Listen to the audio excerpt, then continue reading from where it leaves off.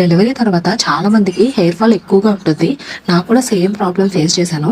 So అసలు ఎందుకు అంత హెయిర్ ఫాల్ అవుతుంది అంటే ప్రెగ్నెన్సీ టైంలో హైగా ఉన్న హార్మోన్స్ డెలివరీ తర్వాత సడన్ గా తగ్గిపోతాయి. దానివల్ల హెయిర్ ఎక్కువగా ఊడిపోతుంది.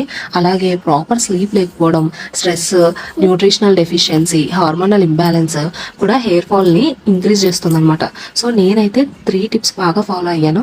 సో ఫస్ట్ టిప్ వచ్చి అందరూ చెప్పేది లైఫ్ స్టైల్ ఏంటంటే daily 2 to 3 litres of water, leafy vegetables, fruits, dry fruits ఇవన్నీ యాడ్ చేసుకోవాలి. And protein rich food main అనమాట. సో సెకండ్ టిప్ వచ్చి నా గేమ్ చేంజర్ అండి, ఆల్మండ్ ఆయిల్. సో నేనైతే మేజర్గా చేంజ్ చేస్తుంది అయితే ఇదే అనమాట. ఆల్మండ్ ఆయిల్ కొంచెం ఎక్స్పెన్సివ్, కానీ గాడుగు నుంచి తెచ్చుకోండి. ఒక 100 ml కూడా మీకు చాలా రోజులు వస్తుంది. నేనైతే అసలు ఇన్స్టెంట్గా హెయిర్ ఫాల్ రెడ్యూస్ అనేది నేను బాగా చూసానండి. మీ పోస్ట్ పార్టం అనేవాళ్ళు కాదు, ఎవరైనా కానీ ట్రై చేయండి. అసలు ఆల్మండ్ ఆయిల్ అయితే ఇన్స్టెంట్ విటమిన్ ఈ రిచ్గా ఉంటుంది కాబట్టి హెయిర్ రూట్స్ని స్ట్రెంగ్ చేస్తుంది అనమాట, బ్రేకేజ్ని తగ్గిస్తుంది.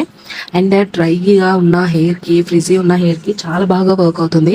ఇన్స్టెంట్గా హెయిర్ ఫాల్ని అయితే బాగా తగ్గిస్తుందండి. నాకైతే బాగా వర్క్ అయింది. మీరు కూడా ట్రై చేసి వర్క్ అవుతుందా లేదా నాకైతే కమెంట్స్లో తప్పకుండా చెప్పండి. అండ్ నెక్స్ట్ వచ్చేసి ఆనియన్ జ్యూస్ అండి. అది ఆనియన్ జ్యూస్ ఉంటుంది కదా, అది డైరెక్ట్గా ఎప్పుడు స్కాల్ప్కి అప్లై చేయకండి.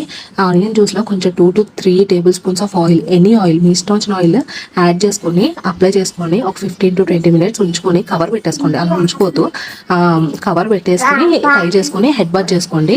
సూపర్గా వర్క్ అవుతుందండి. లైక్ ఏంటంటే సల్ఫర్ కంటెంట్ ఎక్కువ ఉంటుంది కదా దాంట్లో, హెయిర్ ఫాలికల్స్ని స్ట్రెంగ్ చేస్తుంది అనమాట. హెయిర్ థిన్నింగ్ ఉంటుంది కదా, అది రెడ్యూస్ చేస్తుంది. బ్లడ్ సర్క్యులేషన్ కూడా ఇంప్రూవ్ చేస్తుంది. న్యూ హెయిర్ గ్రోత్కి సపోర్ట్ చేస్తుంది. ఇదైతే మస్ట్ ట్రై అండి. ట్రై చేసి ఇవి ఎలా వర్క్ అయినాయో నాకు డెఫినెట్గా కామెంట్స్లో చెప్పండి. Thank you.